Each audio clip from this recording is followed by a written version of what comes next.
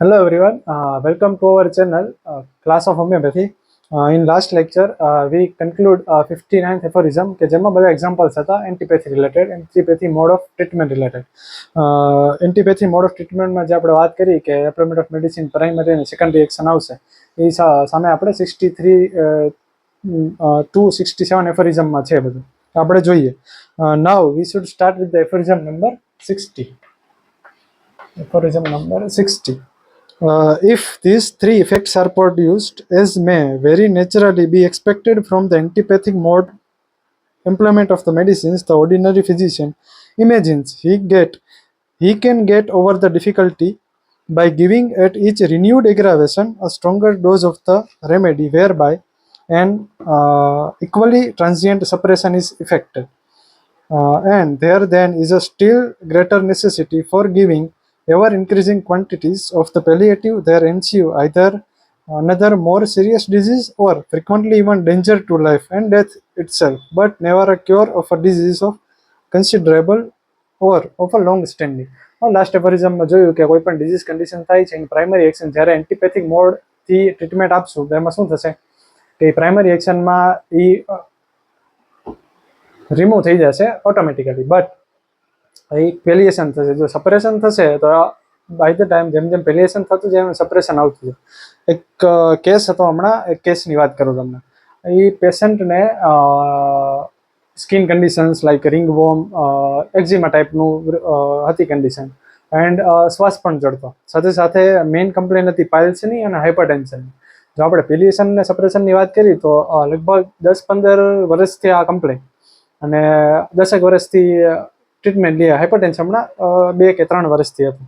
એમાં પ્રોબ્લેમ શું થાય મેઇન કે જેમ જેમ ડિઝીઝ કન્ડિશન આગળ વધતી જાય ને એમ એમ પાલ્સની કમ્પ્લેન્સી વધે ટ્રીટમેન્ટ લેવા છતાં, અને સાથે જે હાઇપરટેન્શન છે એના ડોઝ વધતા જાય. એમ્લોડિપિનથી ચાલુ થયું હતું કે 5 mgની આપી, પછી અત્યારે ધીમે ધીમે એના ડોઝ વધતા જાય.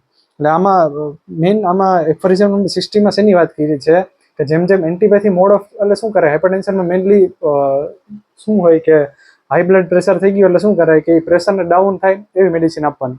હવે જો આમાં પ્રેશર ડાઉન થાય એવી મેડિસિન આપશો એટલે શું થાય કે એક્ઝેક્ટ ઓપોઝિટ એક્શન આવી. એટલે આગળ વાત કરી કે રેપિડ પલ્સ હોય અને સ્લો પલ્સ થાય એવી આપણે ટ્રીટમેન્ટ આપવાની. એવી જ રીતે આમાં જો ટ્રીટમેન્ટ આપતા એટલે શું થતું કે ધીમે ધીમે ડોઝ વધતો જાય. હવે 5 mgમાંથી પછી 10 mg આવે, 10માંથી 50 mg ધીમે ધીમે સ્ટાર્ટ થઈ જાય. કેટલા તો કે ઇન અ ફ્યુ અવર્સ આપણે વાત કરીએ ને કે ઇન ધ ફ્યુ અવર્સમાં એગ્રાવેશન આવશે. કન્ડિશન કહું ને તો 2 કે 3 મહિનામાં જ ધીમે ધીમે ડોઝ વધતા ગયા. અને આપણી પાસે પેશન્ટ આવ્યું હતું 1 વર્ષ પછી, 1.5-2 વર્ષ જેવું ટૂંકમાં હાઇપરટેન્શન થઈ ગયું ને 1 વર્ષ પછી આવ્યું.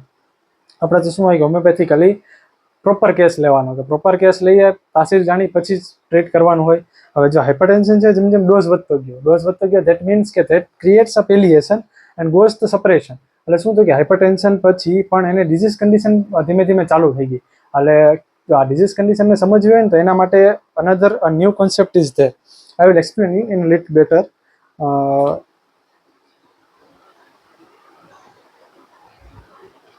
એટલે મેઇન વસ્તુ આમાં શું સમજવાની છે આપણે કે જેમ જેમ ડિઝીઝ કન્ડિશન આગળ વધશે એમ એમ જો એન્ટીપેથિક મોડ ઓફ ટ્રીટમેન્ટ હશે કે જે કમ્પ્લીટલી કહી શકાય કે ઓપોઝિટ છે, કે જેનું કોઈ રિલેશન જ નથી કે આની સાથે શું રિલેશન, તો કે નહીં. જે ટિપિકલ એક્ઝામ્પલ છે આપણા આજુબાજુમાં ઘણી બધી વખત જોયું છે, તમે પણ એક્સપિરિયન્સ કર્યું છે. લાઈક વાયરલ ડિઝીઝ થયો કોઈ પણ, લાઈક શરદી ખાંસી કે તાવ આવ્યો એટલે શું કરે કે કોઈ પણ જનરલ પ્રેક્ટિશનર પાસે જાય એટલે શું પ્રિસ્ક્રાઇબ કરે મેઇન એન્ટીબાયોટિક. એન્ટીબાયોટિકનો વાયરસ સાથે શું રોલ? કોઈ રોલ જ નથી, કોઈ એક્સપ્લેનેશન ના આવે. આપણે સાહેબને પૂછીએ ને, મેં તો પૂછેલું છે ઘણી બધી વાર કે સર આનું શું કોરિલેશન, તો કોઈ પાસે આન્સર જ ન હોય કે બસ એ શું ન થાય તો કે સેકન્ડ ઇન્ફેક્શન ન થાય. એટલે ભાઈ પહેલાં પ્રાઇમરીથી એનું તો જોવા, સેકન્ડરીનું પછી જોઈએ આપણે. પણ ના, એ કોઈ કોન્સેપ્ટ જ નહીં. This is antipathical or allopathical mode of treatment, કે કોઈ કોરિલેશન જ ન હોય એકબીજા સાથે. જેમ આપણે હાઇપરટેન્શનની વાત કરી કે જેમ જેમ આગળ ડિઝીઝ કન્ડિશન વધતી જેમ શું થશે, એફોરિઝમ અકોર્ડિંગ ટુ એફોરિઝમ 60 કે ધીમે ધીમે કોર્સ લંબાતો જાય. અને એના માટે એલોપેથિકલી આ બધા શું છે ઇનક્યુરેબલ ડિઝીઝ છે.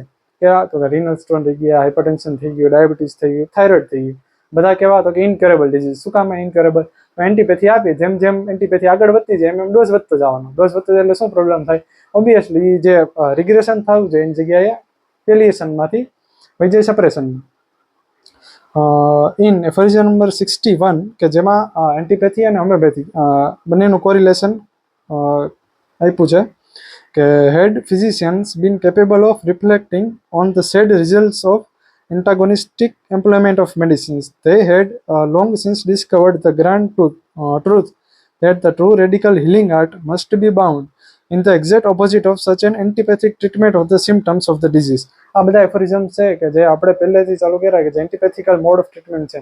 મેઇન કોન્સેપ્ટ આ જ સમજવાનો છે, પ્રાઇમરી એક્શન અને સેકન્ડરી એક્શનનો, કે એમાં કેવી રીતે રિએક્શન આવશે. They would have become convinced that as a medicinal action antagonistic to the symptoms of the disease, antipathically employed medicines is followed by only transient relief, and after that is passed by invariable aggravation. The converse of that procedure, the homeopathic employment of medicines according to the similar. એમાં શું એન્ટીપેથિકલી આપી, મેં તમને example આપ્યું hypertension વાળું, કે શું થશે ધીમે ધીમે ડોઝ વધતા જાય, ધીમે ધીમે પેલિએશન વધતું જવાનું છે. But in homeopathical employment of medicines according to similarity of symptoms must effect a permanent and perfect cure if at the same time the opposite of their large doses, the most minute doses are exhibited. આમાં શું છે કે physical dose ઉપર જ બધું physiological dose ઉપર જ હોય કે આ ડિઝીઝ આવ્યો આટલા એમજીમાં, આટલા ગ્રામમાં આપો, એન્ટીબાયોટિક હોય તો આ ગ્રામમાં, આવી રીતે હોય તો આ એમજીમાં આપો, એવી રીતે ડિઝીઝમાં ચાલતું. બટ આપણે વ્યવસ્થિત પોટેન્ટાઇઝ કરીને આપજો. ડ્રગ પ્રૂવિંગ માટે એફોરિઝમ્સમાં છે 1052 સ્ટાર્ટ થાય છે. આપણે ફર્ધર લેક્ચર્સમાં જોશું. Effect a permanent cure if at the same time the opposite of their large doses the most minute doses are exhibit. એટલે એ લોકો લાર્જ ડોઝીસ યુઝ કરે, આપણે મોસ્ટ માઇન્યુટ. ઇવન એવું કહેવાય કે 30 જે પોટેન્સી છે જે તમે ફાર્મસીમાં ઓબ્વિયસલી સ્ટડી કરી ગયા, કેવી રીતે પોટેન્સી બનાવીને પોટેન્શિયલાઇઝેશન કરવું, બસ એનું જ કમ્પ્લીટ છે રિપીટેશન. એમાં શું કહે કે 30 પોટેન્સી હોય તો હજી એવા ઇન્સ્ટ્રુમેન્ટ છે આપણી પાસે કે એના ઉપરથી આપણે લઈ શકીએ કે હા આમાં સબસ્ટન્સીસ છે બધા, વેજીટેબલ સબસ્ટન્સ કે મિનરલ કે કોઈ પણ બીજા સબસ્ટન્સ. બટ ઇન 200 પોટેન્સીમાં એવું કહેવાય કે કોઈ સબસ્ટન્સ જ અવેલેબલ નથી, કોઈ એવું મેઝરમેન્ટ જ નથી કે એમાંથી આપણે જોઈ શકીએ, એટલું માઇન્યુટ હોય. And but neither the obvious aggravation that ensues from their antipathic treatment nor the fact that no physician ever effected a permanent cure of disease of considerable or of long standing unless some homeopathic medicinal agent was accidentally a chief ingredient in his prescription, nor yet the circumstances that all the rapid perfect cures that nature ever performed, similar to aphorism 46 કે જેમાં આપણે similar ડિઝીઝનું જોયું, were always affected by the superwinds upon the old disease of one of a similar character ever taught them during such a long series of centuries, this truth the knowledge of which can alone conduce to the benefit of the sick. આ એફોરિઝમ 46માં જોયું કે અથવા તો 26th એફોરિઝમ કે જેમાં જોયું કે કોઈ એક વિકટ એનિમી એફેક્શન છે, સ્ટ્રોંગર ડિઝીઝ કોઈ પણ જોશે, સ્ટ્રોંગર ડિઝીઝ કોણ આપશે કે મોસ્ટ માઇન્યુટ ડોઝ છે એ પોટેન્ટાઇઝેશનમાં આપશું કે જેટલી જરૂર છે એનાથી થોડુંક જ હાયર આપવાનું, થોડુંક જ હાયર આવશે એટલે સ્ટ્રોંગર સિમિલર ડિઝીઝ થઈ ગયો કે જે વિકટ એનિમી એફેક્શનને પરમેનન્ટલી એક્સટિંગ્વિશ કરી નાખશે. એટલે એફોરિઝમનું 46નું કોરિલેશન છે. અને સાથે સાથે એન્ટીપેથી નું પણ છે કે જેમાં શું પ્રાઇમરી એક્શનમાં શું થશે કે પેલિએશન થશે, અને with the by the time aphorism 61માં કીધું કે it will permanently not extinguish. તો શું થશે ઓબ્વિયસલી સપ્રેશન થવાનું. In aphorism number 62, but on what this pernicious results of palliation, antipathic mode ને palliation ની જ વાત છે aphorism 62માં, antipathic treatment and the efficacy of the reverse, the homeopathic treatment are depend. It's explained by the following facts deduced from manifold observation which no one before me perceived. એમાં sir એવું કહે છે કે આ observation જે છે એન્ટીપેથી અને homeopathy which will not no one before me perceived. So they are so very palpable and so very evident and are of such a infinite importance to the healing art. Homeopathy વિશે વાત કરી છે. આપણે example જોયું કે હોમિયોપેથીમાં કેવી રીતે treatment આપશું, તાસી લઈને કોન્સ્ટિટ્યુશન મુજબ જ આપવાની છે. બીજું પેલિએશન સપ્રેશનમાં ઘણાના રિવ્યૂઝ હતા એવા કે બહુ જોઈ એવું સમજાતું નથી પેલિએશન અને સપ્રેશન. જુનિયર્સ માટે ઇટ ઇઝ ઇનફ કે પેલિએશન શું છે કે મોમેન્ટરી એમ્યુલરેશન છે, કે મોમેન્ટરી એમ્યુલેશન થઈ ગયું દેટ ઇઝ ઓકે, કે હા અત્યારે ડિઝીઝ આવ્યો મેડિસિન આપી મોમેન્ટરી એમ્યુલેશન થઈ ગયું દેટ ઇઝ પેલિએશન. હવે આગળ વધીએ, પેલિએશન શું થાય સપ્રેશન થાય. એટલે આપણે વાત થઈ કે પેલિએશન એટલે શું કે ધીમે ધીમે પેલિએશન થતું જાય અને સપ્રેશન આવતું જાય. અને સપ્રેશન કેવી રીતે આવે in another type of disease. આપણે આગળ એક્ઝામ્પલ જોયું કે કોઈ એક ડિઝીઝ કન્ડિશન હતી, એમાં કફ હતો, કફમાં ફીવર ને નાઇટ એટલે કે નોક્ચરના પરસ્પિરેશન એડ થયું. હવે કેમ પર્ટિક્યુલર ડિઝીઝ હોય એનું સપ્રેશન થઈને પર્ટિક્યુલર ડિઝીઝ જ આવે, એવું કેમ? ધેર ઇઝ વન કોન્સેપ્ટ કે જે તમે એનાટોમીમાં સ્ટડી કરી ગયા. એનાટોમીમાં શું જોયું? તો આપણે ફર્સ્ટ એનાટોમીમાં સ્ટાર્ટ કરીએ તો એમ્બ્રિયોલોજી જોયું. એમ્બ્રિયોલોજીમાં આપણે ભણ્યા, એમ્બ્રિયોલોજીમાં મેઇન આપણે વાત હતી, એમ્બ્રિયોલોજીમાં મેઇન શું જોયું આપણે કે 3 જર્મ લેયર્સ હોય. 3 જર્મ લેયર્સમાં શું હોય, ક્યાં હોય? તો કે first is ectoderm, second is endoderm and third one is mesoderm. આ હું તમને કોન્સેપ્ટ કહું છું સપ્રેશન સમજવા માટે. કોઈ પણ એવા રિવ્યુઝ હતા કે આ પેલિએશન સપ્રેશનમાં જોઈએ એવું સમજાતું નથી, તો એ સમજવા માટે એમ્બ્રિયોલોજીનો કોન્સેપ્ટ આપણે ફર્સ્ટલી સમજવો પડશે કે એક્ઝેક્ટલી સપ્રેશન થાય કે ના. બધા કહેતા હોય કે કોઈને સ્કિન કન્ડિશન છે, પછી રેસ્પિરેટરી સિસ્ટમ આવી, કોઈને રેસ્પિરેટરી સિસ્ટમ છે, પછી જીઆઈટી સિસ્ટમમાં ડિઝીઝ થયો, ત્યારે રેસ્પિરેટરી અને સ્કિનનું શું થયું કે સ્કિનમાં સારું છે, રેસ્પિરેટરી સિસ્ટમમાં સારું છે, બટ જીઆઈટીમાં સિમ્ટમ્સ આવ્યા. એટલે સપોઝ એક સિમ્પલ એક્ઝામ્પલ આપું કે એક હતું પેશન્ટ, એક્ઝિમાવાળું પેશન્ટ હતું મારે, કે જે એક્ઝિમામાં 5 કે 7 વર્ષથી એક્ઝિમા હતું. એ પર્ટિક્યુલર ફેઝમાં કોઈ એક હતું લેગમાં, કે એને ટ્યુબ ને થી ને એવી રીતે કર્યું, એને રિમૂવ, પેલિએશન ને એવું કર્યું. પછી શું થયું કે પછી કોલ્ડ એન્ડ કફ રિકરન્સી ચાલુ થઈ ગઈ. એની પહેલા કાંઈ નહોતી રિકરન્સી, રેસ્પિરેટરી સિસ્ટમ ઇન્વોલ્વ થઈ. શું થયું? કોલ્ડ એન્ડ કફની રિકરન્સી વધતી ગયા, મહિનામાં 3-4 વાર ઊભું જ હોય. પછી ધીમે ધીમે એની ટ્રીટમેન્ટ ચાલુ કરી કે આ ટાઈપના સિમ્ટમ છે, તો સ્ટીરોઇડ પ્રિસ્ક્રાઇબ કર્યા ને એન્ટીબાયોટિક ધીમે ધીમે ચાલુ થઈને એન્ટી ઇન્ફ્લામેટરી ને એ બધું ચાલુ થયું. ધીમે ધીમે આવું 1 વર્ષ સુધી ચાલ્યું કે એક્ઝિમાની ટ્રીટમેન્ટ ચાલુ, રેસ્પિરેટરી સિસ્ટમમાં કોલ્ડ એન્ડ કફ રિકરન્સી છે તો એની ટ્રીટમેન્ટ ચાલુ. પછી શું થયું? બાય ધ ટાઈમ 1 વર્ષ પછી આ કંઈક 3 વર્ષની આસપાસ આવ્યું, બોલું 5 વર્ષ આવ્યું, આ 3 વર્ષ આવ્યું. પછી શું થયું? તો કે એને ધીમે ધીમે એસિડિટી અને કોન્સ્ટિપેશનના ઇસ્યુઝ ચાલુ થઈ ગયા, એટલે જીઆઈટી સિસ્ટમ ઇન્વોલ્વ થઈ. આવું કેમ કે સ્પેસિફિક ડિઝીઝ કન્ડિશન છે, આ એક પર્ટિક્યુલર વે ફોલો કરે છે. લાઈક આને સ્કિન કન્ડિશન હતી તો સીધું એ હાર્ટ સિસ્ટમમાં ન જતું રહ્યું, કે સીધું એને હાઇપરટેન્શન આવ્યું એવું ન થયું. શું થયું? એક પર્ટિક્યુલર વે ફોલો કર્યો. પર્ટિક્યુલર વે ફોલો કરવા માટે આપણે એમ્બ્રિયોલોજીને પહેલાં સમજવું પડશે. એમ્બ્રિયોલોજી શું કહે છે કે 3 જર્મ લેયર છે, કે આવી જ રીતે એમ્બ્રિયોલોજી ટૂંકમાં આપણે હ્યુમન છે આવી રીતે જ ફોર્મ થાય. સૌથી પહેલાં મોસ્ટ ઇમ્પોર્ટન્ટ ઓર્ગન હશે એ ફોર્મ થાય. એટલે મોસ્ટ ઇમ્પોર્ટન્ટ ઓર્ગન છે આપણી બોડીમાં શું હોય? તો કે most important organ is brain and nervous system. This is the most important and most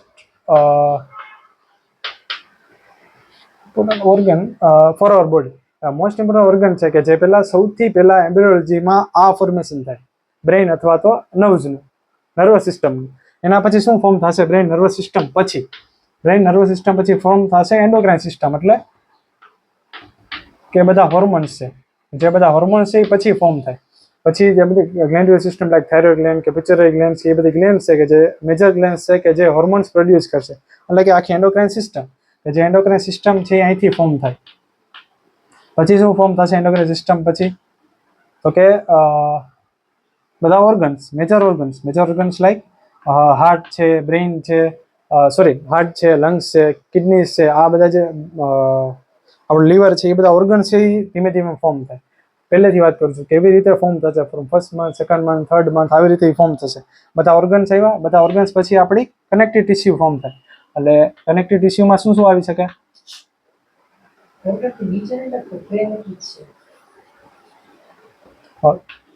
organs છે, ઓર્ગન્સ પછી શું થશે? Form connective tissue. કનેક્ટિવ ટિશ્યુમાં શું ઇન્વોલ્વ થાય? Connective tissue means what is the meaning of connective tissue? It is connection. Connection એટલે કોઈ પણ બે વસ્તુ છે એનું કનેક્શન કરવાની વાત છે. જો આ કનેક્ટિવ ટિશ્યુઝ છે ક્યાંથી આવે? જે સ્કિન બહારનું લેયર છે ને અંદરનું લેયર છે, ઓર્ગન છે, એ બંને વચ્ચે કઈ ટિશ્યુઝ આવે એ બધું આવશે આમાં. આપણે કનેક્ટિવ ટિશ્યુમાં શું આવી શકે? મસલ્સ છે, બોન્સ છે, લિગામેન્ટ્સ છે, બ્લડ વેસલ્સ છે, લિમ્ફેટિક વેસલ્સ છે, આ બધું કનેક્ટિવ ટિશ્યુઝમાં આવશે. એટલે ફોર્મ આપણી બોડી કેવી રીતે બનવાનું ચાલુ થાય તો કે પહેલાં મોસ્ટ ઇમ્પોર્ટન્ટ ઓર્ગન બનશે કે જે સૌથી ઇન્ટરનલ હોય, જે સૌથી ઇન્ટરનલ હોય અને સૌથી ઇમ્પોર્ટન્ટ હોય એ સૌથી પહેલાં ફોર્મ થાય. એટલે બ્રેઇન નર્વસ સિસ્ટમ, પછી એન્ડોક્રાઇન સિસ્ટમ, પછી ઓર્ગન એટલે આપણા બધા ઓર્ગન્સ લાઈક હાર્ટ છે, લીવર છે કે કિડની છે, આ બધા. પછી કનેક્ટિવ ટિશ્યુ બનવાનું ચાલુ થાય. નાવ ફ્રોમ ધ કનેક્ટિવ ટિશ્યુ પછી શું ફોર્મ થાય કે આવા ઇન્ટરનલ લેયર મીન્સ અવર મ્યુકસ મેમ્બ્રેન. ઇન્ટરનલ લેયર છે એટલે એમાં શું આવશે કે મ્યુકસ મેમ્બ્રેન્સ આવશે. એટલે કે mucus membrane of respiratory tract, mucus membrane of GI tract, mucus membrane of genitourinary tract. અહીંયા આપણે શું ફોર્મ કર્યું હતું મેઇન ઓર્ગન્સ. અહીંયા શું ઇન્ટરનલ લેયર્સ, બે લેયર્સ હોય. બહારનો લેયર ઇઝ સ્કિન, અંદર layer is mucus membrane like mouth, like nose, like genitourinary tract. એ આખું જે ફોર્મ થશે એ mucus membrane internal layers. And સૌથી છેલ્લે બનશે આપણી સ્કિન. સૌથી છેલ્લે સ્કિન બને. એટલે now I want you to remember is I want you to understand that this concept કે સૌથી છેલ્લે ફોર્મ થશે સ્કિન. તો કોઈ પણ ડિઝીઝ કન્ડિશન આવશે તો આપણો વાઇટલ ફોર્સ, આપણું બોડી એને સૌથી પહેલાં સ્કિન તરફ મોકલશે. સ્કિન તરફ શું કામ મોકલે? આપણે વાત થઈ કે મોસ્ટ ઇમ્પોર્ટન્ટ ઓર્ગન છે દેટ ઇઝ મોસ્ટ ફેટલ હોય કે જેનાથી ડેથ પણ થઈ શકે. બટ આપણો વાઇટલ ફોર્સ છે એ સૌથી પહેલાં આવા ડિઝીઝને સ્કિન તરફ મોકલશે. એટલે શું હોય કે જે હાર્મ કરશે, આપણી બોડીને હાર્મ કરશે ટુવર્ડ ડેથ, ટુવર્ડ ફેટલ, એ નહીં થવા દે અને સ્કિન ઉપર આવી જાય. સ્કિન ઉપર એટલે શું છે કે લેસ ઇમ્પોર્ટન્ટ ઓર્ગન તરફ મોકલશે. આપણે હેરિંગ્સ લો આની પહેલાં વાત થઈ કે most important organ to less important organ તરફ ડિઝીઝ જવો જોઈએ. પણ જ્યારે ડિઝીઝ પ્રોડ્યુસ થશે ને ત્યારે એ લેસ ઇમ્પોર્ટન્ટ ઓર્ગનથી જ હંમેશા શરૂઆત થાય. આપણે ફેમિલી હિસ્ટ્રીને પાસ હિસ્ટ્રી પણ પૂછીએ આપણે જ્યારે કેસ ટેકિંગ કરતા હોય ને ત્યારે. કેસ ટેકિંગ પણ આપણે આગળ જોઈએ કેવી રીતે કેસ ટેકિંગ કરવું, થિયરેટિકલી ઇવન પ્રેક્ટિકલી કેવી રીતે જોઈએ આપણે. તો એમાં આપણે પાસ હિસ્ટ્રી અને ફેમિલી હિસ્ટ્રી પણ પૂછશું. પાસ હિસ્ટ્રી પૂછવાનું શું મેઇન રીઝન કે શરૂઆત ક્યાંથી થઈ? શરૂઆત સ્કિનથી જ થઈ હોય હંમેશા શરૂઆત ત્યાંથી જ થઈ હોય કે જે લેસ ઇમ્પોર્ટન્ટ ઓર્ગન હોય, પછી જે મોસ્ટ ઇમ્પોર્ટન્ટ ઓર્ગનમાં જાય. હવે સપોઝ કોઈ એક સ્કિન, મેં તમને એક્ઝામ્પલ આપ્યું રિંગવોર્મનું, એક્ઝેમાનું, જેમાં શું થયું પહેલાં સ્કિન કન્ડિશન આવી. સ્કિન કન્ડિશનમાં શું થયું કે ધીમે ધીમે આને પેલિએશન કર્યું. પેલિએશનમાં શું મોમેન્ટરી પેલિએશન આપ્યું, મોમેન્ટરી એમ્યુલરેશન આપ્યું. સપોઝ એને કંઈ પણ એન્ટી ઇન્ફ્લામેટરી કે સ્ટીરોઇડ કે કંઈ પણ પ્રિસ્ક્રાઇબ કર્યું તો શું થયું? That will goes in to the mucus membrane. Mucus membrane in the sense કે રેસ્પિરેટરીનું મ્યુકસ મેમ્બ્રેન ગયું. 3 ટાઈપના મ્યુકસ મેમ્બ્રેન આપણે જોયા, રેસ્પિરેટરી, જીઆઈટી અને જેનેટોયુરિનરી. તો સૌથી પહેલાં રેસ્પીમાં શું કામ ગયું? વી શુડ ક્વેશ્ચન ધેમ કે કેમ અહીંયા જ કેમ ગયું ભાઈ? એલોપેથી પાસે કોન્સેપ્ટ છે નહીં, આપણે એમ્બ્રિયોલોજીકલી એને સમજવો પડશે કે કેવી રીતે આ થાય છે. સ્કિનમાં ગયું ને સૌથી પહેલાં રેસ્પીમાં જ જાય. શું કામ? તો કે રેસ્પિરેટરી છે એ છેલ્લે બનશે in all the mucus membrane. પહેલાં યુરિનરી જે જેનેટોયુરિનરી સિસ્ટમ છે, જેનેટોયુરિનરી સિસ્ટમ છે એ સૌથી પહેલાં ફોર્મ થાય. જેનેટોયુરિનરી સિસ્ટમ ફોર્મ થઈ એના પછી શું ફોર્મ થશે? જીઆઈટી સિસ્ટમના મ્યુકસ મેમ્બ્રેન ફોર્મ થાય અને પછી રેસ્પિરેટરી સિસ્ટમના મ્યુકસ મેમ્બ્રેન ફોર્મ થાય. રાઈટ? એટલે શું થશે? હવે ડિઝીઝ જશે ને તો ક્યાં મોકલશે વાઇટલ ફોર્સ આપણી બોડી અને toward the less important organ. Toward the less important organ means from the skin to the respi, not to the GIT or genitourinary firstly. એટલે શું થશે કે ક્યારેક બની શકે કે સ્કિનમાંથી જીઆઈટીમાં પણ જઈ શકે અને સ્કિનમાંથી ડિરેક્ટ જેનેટોયુરિનરી સિસ્ટમમાં પણ જઈ શકે. તો આને આપણે કેવી રીતે કોરિલેટ કરવું પડે કે આનો વાઇટલ ફોર્સ એટલો ડાઉન થઈ ગયો છે કે જે પ્રોપર કોર્સ ફોલો નથી કરતો. પણ શું થઈ જાય છે? આ છે તો મ્યુકસ મેમ્બ્રેન જ, પણ સૌથી છેલ્લું કયું ફોર્મ, સૌથી પહેલા ફોર્મ થાય જેનેટોયુરિનરી. એમાં ડિઝીઝ જે મ્યુકસ મેમ્બ્રેનમાં સૌથી છેલ્લે જવો જોઈએ. કેમ એવું? કે એ લેસ ઇમ્પોર્ટન્ટ ઓર્ગન છે અને આ લેસ ઇમ્પોર્ટન્ટ ઓર્ગન કયું? રેસ્પિરેટરી છે. એમ તો જેનેટોયુરિનરી સિસ્ટમ, એટલે ત્યાં મ્યુકસ મેમ્બ્રેનમાં છેલ્લે જવું જોઈએ, પહેલાં નહીં. જો સ્કિનમાંથી ડિરેક્ટ જીઆઈટીમાં અથવા તો જેનેટોયુરિનરી સિસ્ટમમાં જાય છે એનો મતલબ શું છે? એનો વાઇટલ ફોર્સ એટલો જ ડાઉન થઈ ગયો છે કે સીધો એને જેનેટોયુરિનરી સિસ્ટમમાં મોકલી છે. એટલે અહીંયા મેં તમને કેસની વાત કરી, શું કીધું? રેસ્પિરેટરી સિસ્ટમમાં રિકરન્ટ કોલ્ડ એન્ડ કફ વધતા ગયા. હવે ત્યાંથી શું થયું એને કે આ સ્કિનમાંથી ડિઝીઝ ગયો રેસ્પિરેટરી સિસ્ટમ. રેસ્પિરેટરી સિસ્ટમમાંથી ક્યાં ગયો? સીધો જેનેટોયુરિનરી સિસ્ટમમાં કે જ્યાં પાઇલ્સ પ્રોડ્યુસ કર્યા. રાઈટ? આ પાઇલ્સમાંથી પ્રોડ્યુસ થઈ અને ત્યાંથી ક્યાં ગયો? કનેક્ટિવ ટિશ્યુમાં એને હાઇપરટેન્શન પ્રોડ્યુસ કર્યું. જેમ જેમ પેલિએશન થતું જાય એમ પેલિએશન થયું એટલે સ્કિનમાં રહે છે કે હા જેટલી વાર ટ્યુબ પેશન્ટ શું કહેવાય કે જેટલી વાર ટ્યુબ લગાડી એટલી વાર સારું, પછી કાંઈ પછી પાછું હતું એ નહીં. That means it is momentary amelioration. This is not suppression, this is amelioration, palliation. હવે શું થયું? ધીમે ધીમે સ્કિન, હવે એક્ઝેમા સારું, એ ક્યાંથી? એ પાસ હિસ્ટ્રીમાં હતું, હવે કાંઈ નથી. ત્યાંથી ક્યાં ગયું? તો રેસ્પીમાં ગયું. This is suppression. From the one layer to the another layer. Another layer થયું ને સ્કિન ઇઝ એક્ટોડર્મ. જે આપણે આ વાત કરી કે આ ડિઝીઝ આવ્યો એ ક્યાં ગયો? This is ectoderm. Ectoderm is a skin. Now it goes into the endodermal layer. Endoderm is all internal layers. Internal layers means બધાના મ્યુકસ મેમ્બ્રેન, ત્રણેય સિસ્ટમના મ્યુકસ મેમ્બ્રેન કે જે ઇન્ટરનલ લેયરમાં ગયું, એન્ડોડર્મમાં ગયું. પછી આવશે મિઝોડર્મ. મિઝોડર્મમાં પાછા બે ટાઈપ પડશે. That is mesothelium and mesenchyma. Mesothelium and mesenchyma. આમાંથી શું બનશે? મિઝોથેલિયમ મેઝેન્કાઇમામાંથી in one layer goes to the connective tissue. એક લેયરમાંથી કનેક્ટિવ ટિશ્યુ બનશે, બીજા લેયરમાંથી આપણે ઇન્ટરનલ ઓર્ગન્સ છે, ઇમ્પોર્ટન્ટ ઓર્ગન છે એ બનશે. એટલે આ મિઝોડર્મ જે છે એટલે પેલા એક્ટોડર્મમાં ગયું, એક્ટોડર્મમાંથી એન્ડોડર્મમાં ગયું, સ્કિનમાંથી મ્યુકસ મેમ્બ્રેન, ત્યાંથી કનેક્ટિવ ટિશ્યુમાં ગયું એટલે કે મિઝોડર્મલ લેયર આવ્યું. મિઝોડર્મલ લેયર છે એ પહેલા કનેક્ટિવ ટિશ્યુમાં જાય બિકોઝ એ છેલ્લે બન્યું. એની પહેલા કયું બન્યું? તો ઓર્ગન બન્યું. એટલે હવે એ ઓર્ગનમાં જશે. એટલે આનો મતલબ શું થયો કે આપણું જે ફોર્મેશન છે આપણા બોડીનું એ બ્રેઇન ટુ સ્કિન છે, પણ ડિઝીઝ સ્કિન ટુ બ્રેઇન જાય. આવું કેમ? કારણ કે less important organ is skin, more important organ is brain. Brain even leads to the death. એટલે જો બ્રેઇનમાં ડિઝીઝ આવશે, આપણું બોડી એવું તો ઈચ્છતું ન હોય કે આપણો વાઇટલ ફોર્સ એવો તો નહીં ઈચ્છતો હોય કે સીધો બ્રેઇન ઉપર ડિઝીઝ થઈ જાય ને આપણે ડાય થઈ જાય. એવું ના હોય. એમાં શું હોય કે વાઇટલ ફોર્સ પ્રોપર કોર્સ પૂરો કરશે કે જે સ્કિનમાંથી બ્રેઇન તરફ જશે. એટલે જે કોઈ પણ સપ્રેશન થવાનું ને એ આ જ વેમાં થાય. એટલે જો હજી આગળ કહું કે ઓર્ગનમાં એવું હોય ત્યાંથી ક્યાં જશે? Endocrine system. આજુબાજુ ઘણા બધા પેશન્ટ જોયા કે ઢગલો ડિઝીઝ હોય. શરૂઆત ક્યાંથી થઈ હોય? તો કે સ્કિનમાંથી. પાસ હિસ્ટ્રીમાં જોઈએ ને તો ત્યાંથી શું થયું કે અહીંયા હાઇપરટેન્શન આવ્યું આ પેશન્ટને. હવે આ હાઇપરટેન્શનમાંથી જો હજી વેલિએશન કરશે અને જો આમાં સપ્રેશન પાછું ચાલુ થયું તો કોઈ બીજો ઓર્ગન ઉપડશે. બીજો ઓર્ગન લાઈક હાઇપરટેન્શન થયું એટલે ક્યાં ગયું? કનેક્ટિવ ટિશ્યુમાં ગયું. હવે શું તો કે હાર્ટ ઉપર ઇફેક્ટ આવે. શું થયું? હવે હાઇપરટ્રોફી થઈ ગઈ હાર્ટની. એટલે પાછું મેજર ઓર્ગન ઉપર ગયું કે હાર્ટ ઉપર ઇફેક્ટ આવી ગઈ. પછી શું થાય? તો કે કિડની ઉપર ઇફેક્ટ આવશે. ઓબ્વિયસલી કે હાર્ટ ઉપર ઇફેક્ટ આવી એટલે કિડની ઉપર ઇફેક્ટ આવશે. હાઇપરટેન્શન ઓબ્વિયસલી થવાનું એટલે કિડની ઉપર તો પ્રોબ્લેમ આવવાનો જ છે.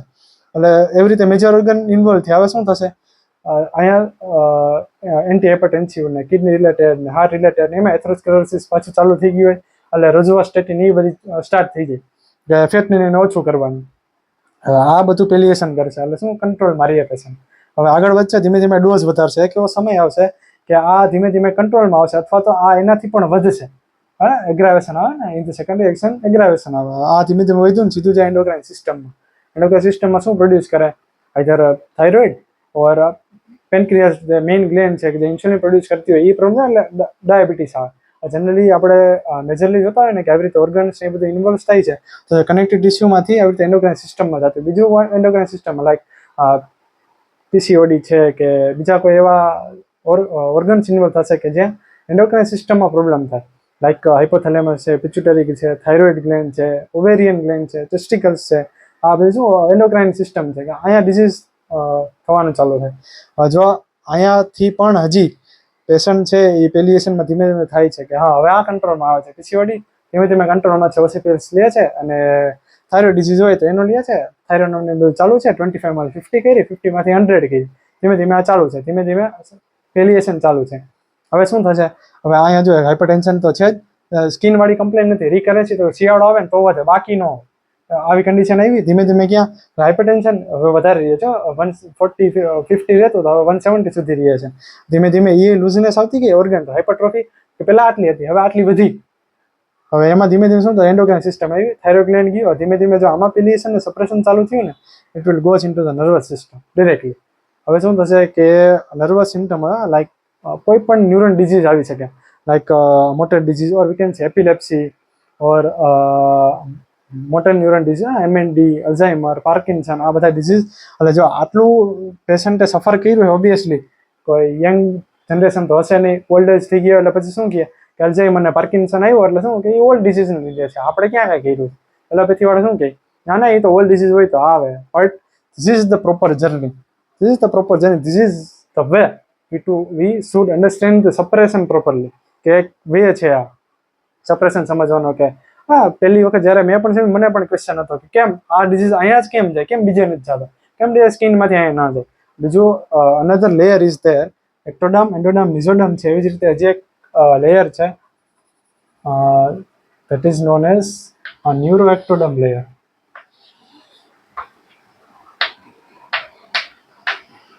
ન્યુરોએક્ટોડર્મ. ન્યુરોએક્ટોડર્મ લેયર એટલે શું કે it is a direct connection of nerves and skin. Neuroectoderm કે જે તમને સમજાવું કે આવી રીતે લેયર છે, એક લેયર, આ બીજું લેયર અને આ ત્રીજું લેયર. આ એક્ટોડર્મ લેયર છે, આ એન્ડોડર્મ છે, આ મિઝોડર્મ છે. હવે જો આની સાથે કનેક્શન છે, this is known as neuroectoderm layer, કે જ્યાં નર્વસ સિસ્ટમનું સ્કિન સાથે ડિરેક્ટ કોરિલેશન છે, એને કહેવાય ન્યુરોએક્ટોડર્મલ લેયર. અને એ કોરિલેશન એ ક્યાંથી આપણને જોઈ શકીએ કે આ કોરિલેશન છે? તો કે આ જે ત્યાં ભેગું થાય છે એ છે સેકન્ડ મોલર ટૂથમાં અંદરની બાજુ સોફ્ટ પેલેટમાં. માઉથની અંદર જે સોફ્ટ પેલેટ છે, જે સેકન્ડ મોલર ટૂથ છે, ત્યાં સોફ્ટ પેલેટમાં આમનું કનેક્શન છે, ડિરેક્ટ કનેક્શન છે.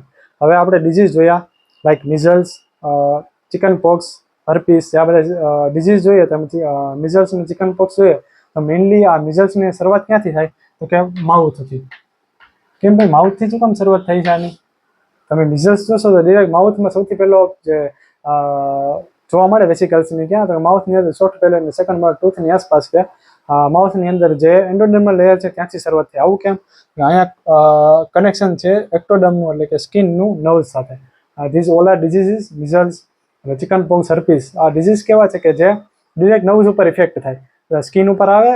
સ્કિન ઉપર ક્યારે આવે? જ્યારે નર્વ્સમાંથી નીકળે પછી સ્કિન ઉપર આવે. એટલે આમાં શું થાય કે કોઈ પણ વાયરસ કે this all are disease of virus, કે મિઝલ્સનો વાયરસ છે એ ડિરેક્ટ નર્વસ સિસ્ટમને ઇફેક્ટ કરે અને એના સિમ્ટમ ક્યાં આવશે? ડિરેક્ટ સ્કિન ઉપર આવે. આ કેવી રીતે આવ્યું?